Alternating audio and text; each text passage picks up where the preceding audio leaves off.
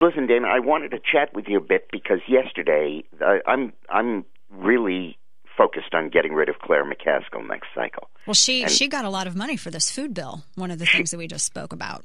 She's one of 13 senators, Democrats, that are up next year that can be beaten, and she's one of 11 that comes from Republican states that went Republican. And Sarah Steelman is the only announced candidate, and I hope she does run. And the Post-Dispatch did a hit job on her yesterday that was just unbelievably unfair.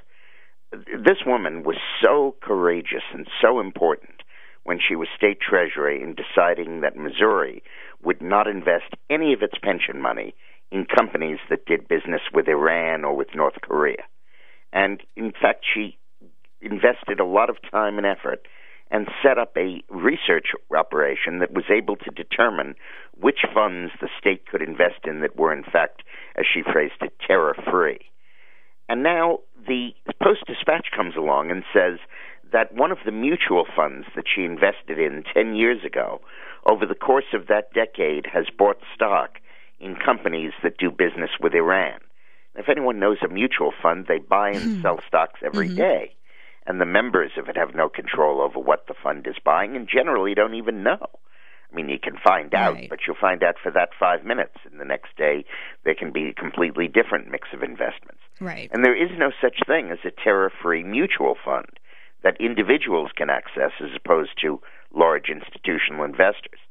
So they're hitting Sarah on this, which is absolutely ridiculous. And I just wanted to go on the air to defend her a little bit. Well, it's sort of lock stock for the Post-Dispatch. I'm surprised when I see some kind of objective reporting come with that newspaper, especially when it concerns Republicans. And I think that the McCaskill seat, she's one of the most vulnerable Democrats, I think, which is why she's doing this sprint to the center. And the primary, I think, for the Republican Party here for that seat is going to be very interesting. What do you think of Jim Talent? I think he was a very good senator, and I wish he got reelected, and he'd make a strong contender for his old seat back. So I would support either of them. I do have a preference for Sarah because of what she did on her own on this terror investing thing. If we are able to stop Iran from getting the bomb without having to invade them militarily or strike them from the air, the sanctions that we're applying now really started with Sarah when she first did it in Missouri, and that's how I got to know her. I didn't know her otherwise, and I just give her credit for such tremendous creativity in coming up with that stuff. Wow. Well, it's definitely going to be an interesting primary, and I'm anxious to see, because Missouri during the last it was the primaries with Prop C. Every single county, it went 3-1 for a very red initiative. And McCaskill kept on saying it passed because voters were ill-informed. They didn't have the right level of information. And the only thing she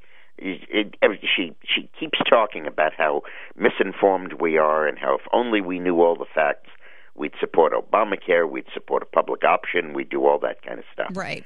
And so when we talked about moving to the center, she is ridiculous. Right. Well, Dick Morris, I appreciate having you on. Are you going to be in Missouri anytime soon, or will you be campaigning with Steelman?